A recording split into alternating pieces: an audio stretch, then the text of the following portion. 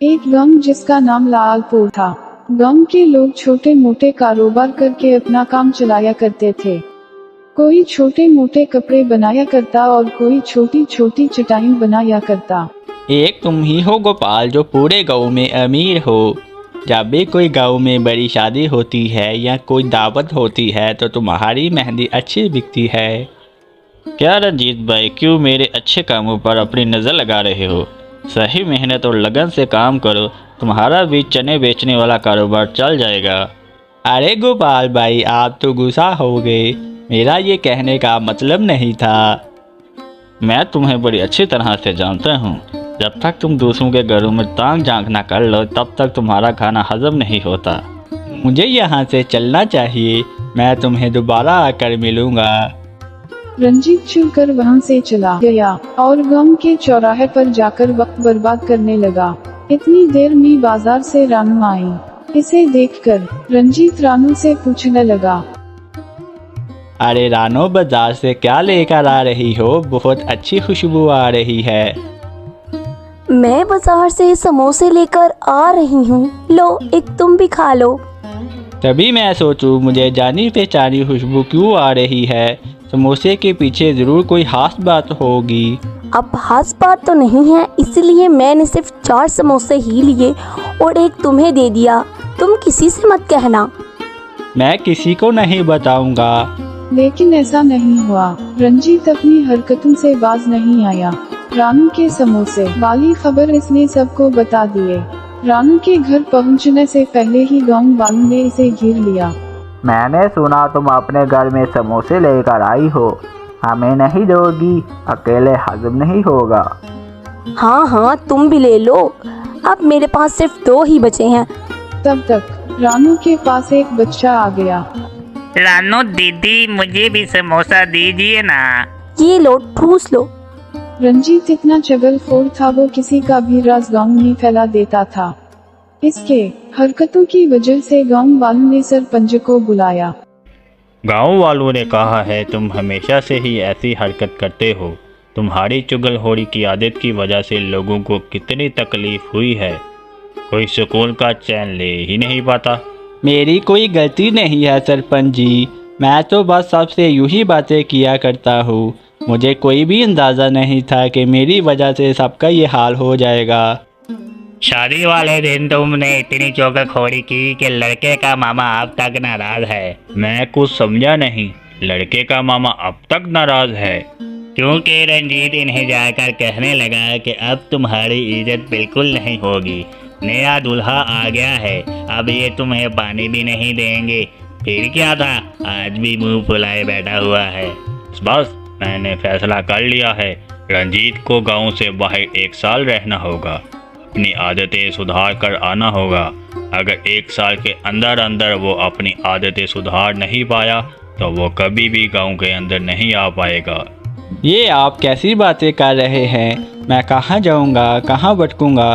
अरे खुदा! अपनी चगलखोरी हाल के बदले वो रास्ते पर आ गया।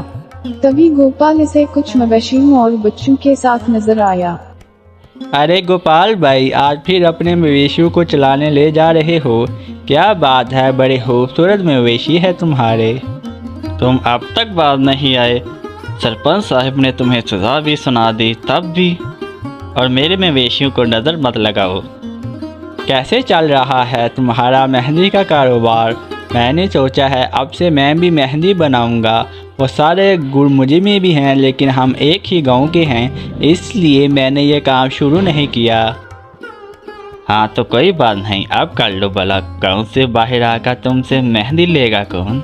रंजीत सोचने पर चुका था और मेहंदी का कारोबार करने के लिए पैसे इकट्ठा करने लगा। दूसरे गांव में जाकर कभी किसी के घर में काम कर लिया करता। मैं जितना भी काम कर लूँ, मेहंदी बनाने का सामान मेरे पास जमा हो ही नहीं रहा। पूरे 2 महीने हो गए हैं, मैंने पेट भर कर खाना भी नहीं खाया। कुछ दिन ऐसा ही चलता रहा तो मैं खुद ही एक दिन मेहंदी बन जाऊंगा।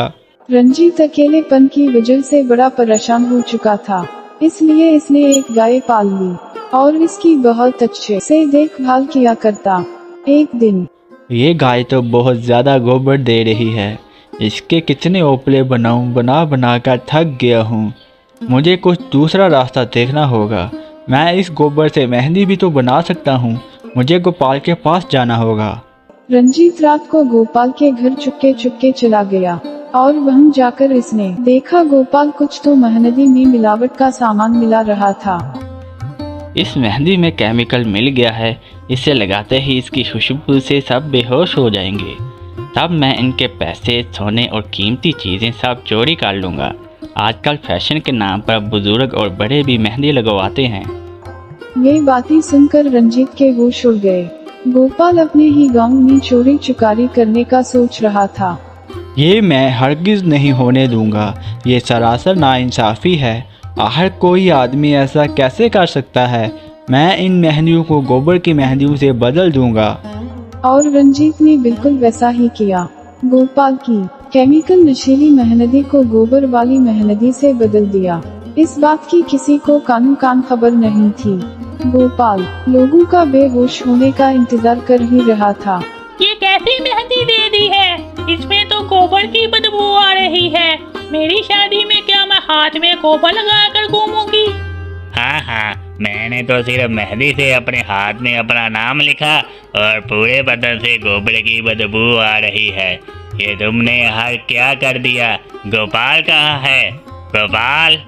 लोगों ने गोपाल को ढूंढना शुरू किया। गोपाल हका बका रह गया और सोचने लगा, ये सब कैसे हो सकता है? नशीली मेहंदी गोबर वाली मेहंदी कैसे बन सकती है?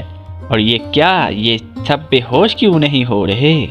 तब वहाँ पर रंजीत अपनी बनाई हुई असली मेहंदी लेकर आता है और गांव वालों को गोपाल की चोरी और नशीली मेहंदी वाली बात बता देता है। इसलिए ये असल मेहंदी मैं आप सब के लिए लेकर आया हूँ। ये आपके हाथ पर चढ़ेगी भी और आपके हाथ भी महफूज रहेंगे। वो सब तो होता रहेगा, लेकिन गोपाल को सजा मिलनी चाहिए। आप इसकी फिक्र ना करें। मैंने सारे सबूत पुलिस वालों को दे दिए हैं।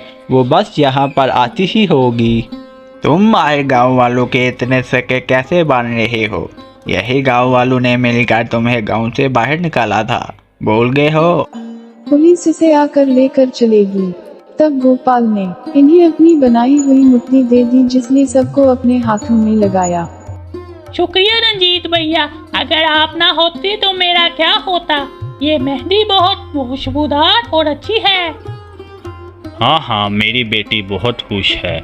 जैसे ही सबने ऐसा कहा तो सबके हाथों की मेहंदी सोने की होगी और इतने ही में वहाँ पर गौ माता नमूदार होगी और कहने लगी, गोपाल, तुम्हारे मवेशी के साथ रवैये से मैंने ये आशीर्वाद तुम्हें दिया है।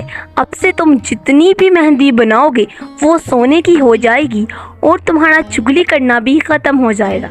मैं आपको देखकर खुश हो गया माता, खुश हो गया। आपका बहुत ज़्यादा शुक्रिया।